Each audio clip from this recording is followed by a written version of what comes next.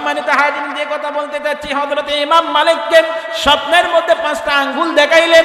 ইমাম মালিকের স্বপ্নটা ভেঙে গেল। কারণটা কি রে, রহস্যটা কি বুঝতে পারলাম না। 5টা আঙ্গুল মানে কি আমি 5 দিন বাঁচবো না, 5 সপ্তাহ বাঁচবো না, 5 মাস বাঁচবো না, 5 বছর? 5 বছর যদি আমি বাঁচি তাহলে অবশ্যই আমি নিম্ন 4 বার আমি বড় হজ করতে পারবো। কথা বলেন ঠিক কিনা? আর যদি 4 মাস, তার মানে আমি হজ করে আসতে পারবো। কথা বলেন ঠিক কিনা?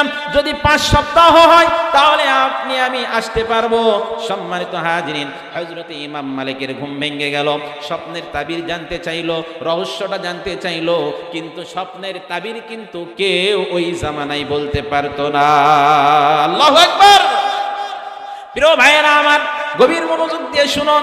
স্বপ্নের তাবির জানার জন্য হযরত ইমাম মালিক ছোটাছুটি করতে লাগলেন। একটু টেনশন পেরেশানির মধ্যে পড়ে গেলেন। কিন্তু ওই জামানায় একমাত্র স্বপ্নের তাবির জানতো, স্বপ্নের ব্যাখ্যা বলে দিত হযরত ইবনে সিরিন রাহমাতুল্লাহি আলাইহি। আল্লাহু আকবার। সম্মানিত হাজিরিন, হযরত ইমাম মালিক এইরকম স্বপ্ন দেখেছে। খাদেমকে ডেকে বলেছে, ও খাদেম, এখানে আসো, দয়া করে মেহেরবানি করিয়া আমি একটা স্বপ্ন দেখেছি, কিন্তু তোমার দয়াই লাগে, মায়াই লাগে।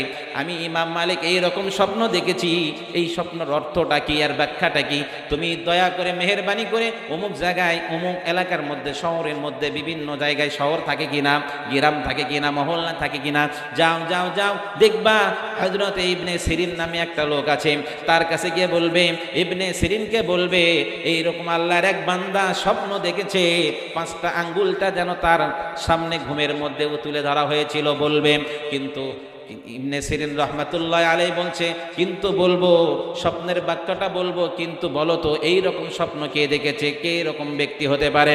কিন্তু এইদিকে খাদিমকে বলছে, কখনো আমার নাম বলবে না, যদি বলো তাহলে হয়তো সমস্যা হতে পারে। কথা বলেন ঠিক কিনা?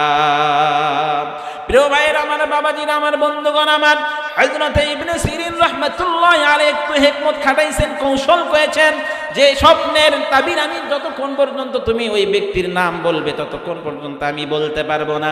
খাদেম এইদিকে কি করছেন, ইবনে সিরিন রাহমাতুল্লাহ আলাইহির কাছ থেকে বিদায় নিয়ে চলে আসছেন কোথায়? হযরত ইমাম মালিকের কাছে।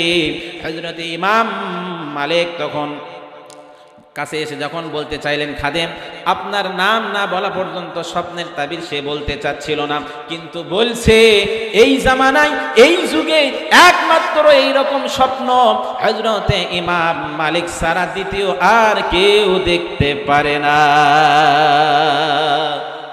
সুবহানাল্লাহ, আল্লাহু আকবার। তাহলে কত বড় একজন আল্লাহর ওলি ছিলেন, সেই আল্লাহর ওলি ওই ইবনে সিরিন রাহমাতুল্লাহ আলাইহি বলে দিয়েছেন যে এই জামানায়, এই যুগে এইরকম সুন্দর স্বপ্ন ইমাম মালিক ছাড়া দ্বিতীয় কেউ দেখতে পারে না। জোরে বলেন সুবহানাল্লাহ। সম্মানিত হাজিরিন, তখন হযরত ইমাম মালিকের খাদেম আবার চলে গেল। কোথায় চলে গেল? ইবনে সিরিন রাহমাতুল্লাহ আলাইহির কাছে। ইবনে সিরিন রাহমাতুল্লাহ আলাইহিকে ডেকে বলতেছেন, হুজুর, যেহেতু তিনি তখন বলেছিল, ইমাম মালিক তখন বলতেছে এই জামানায়, এই যুগে ইমাম মালিক ছাড়া দ্বিতীয় এরকম কেউ স্বপ্ন বলতে পারে না, কারণ দেখতে পারে না। কারণ যাও যাও যাও, যেহেতু আমার নাম বলে ফেলে দিয়েছে, যাও যাও, আমি ইমাম মালিকই এই রকম স্বপ্ন দেখেছি, এর ব্যাখ্যাটা নিয়ে এসো, তরজমাটা নিয়ে এসো। কথা বলেন ঠিক কিনা? প্রিয় ভাইয়েরা আমার, হযরত ইবনে সিরিন রাহমাতুল্লাহি আলাইহি তখন বলেছেন, এ খাদেম শোনো শোনো শোনো, এমন স্বপ্ন সে দেখেছে, আমি ইবনে সিরিন কেন, উনি ইমাম মালিক কেন, যারাও পৃথিবী থেকে বিদায় নিয়ে চলে গিয়েছে, যারা অন্ধকার কবরে যাত্রী হয়ে গিয়েছে, তারাও বলতে পারবে না এই 5টা আঙ্গুলের অর্থ কি। আল্লাহু আকবার। প্রিয় ভাইয়েরা আমার, কথা বলেন ঠিক কিনা? আল্লাহ রাব্বুল আলামিন কোরআনুল কারীমের মধ্যে বললেন, তখন কোরআনের ভাষায় বোঝা যায়, অর্থ তরজমায় বোঝা যায়। আল্লাহ রাব্বুল আলামিন বললেন, 5টা জিনিস কি আপনাদের জানার বিষয় দরকার আছে না নাই? অবশ্যই আছে। কথা বলেন ঠিক কিনা? সেই 5টা জিনিসের মধ্যে 1 নাম্বার জিনিস হলো ইন্নাল্লাহা ইনদাহু ইলমুস সাআহ। আল্লাহু আকবার। নিশ্চয় আল্লাহ পাকের কাছে একটা ইলমের, একটা জ্ঞানের একটা সিন্ধুক আছে। কখন কোন সময় কিয়ামত হবে একমাত্র আমার আল্লাহ রাব্বুল আলামিন কেউ সারা বলতে পারবে না। কথা বলেন ঠিক কিনা? গত অনেক কয়েক বছর আগে এইরকম শোনা গিয়েছিল কিয়ামত হবে। আপনাদের কি মনে আছে? এখনকার পোলাপান, এখনকার বাচ্চারা বলতে পারবে না। আগের যুগে যারা মুরব্বী আছে আর একটু বয়স্ক যারা আছে এনারা বলতে পারবে। কিছু বছর আগে কিন্তু এইরকম আলোচনা চলছিল যে কিয়ামত হবে। কথা ঠিক না বেঠিক? কিন্তু হয়েছিল? হয় নাই।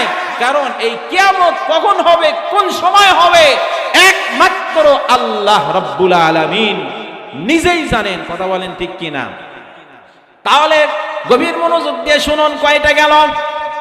5টার মধ্যে কয়টা গেল? কথা বলেন। একটা গেল। কিয়ামত কখন কোন সময় হবে একমাত্র আল্লাহ রাব্বুল আলামিন ছাড়া কেউ বলতে পারে না। এরপরে আয়াতে আল্লাহ রাব্বুল আলামিন কোরআনের ভাষায় নিজেই বলতেছেন, ওয়া ইউনাজ্জিলুল গায়ব।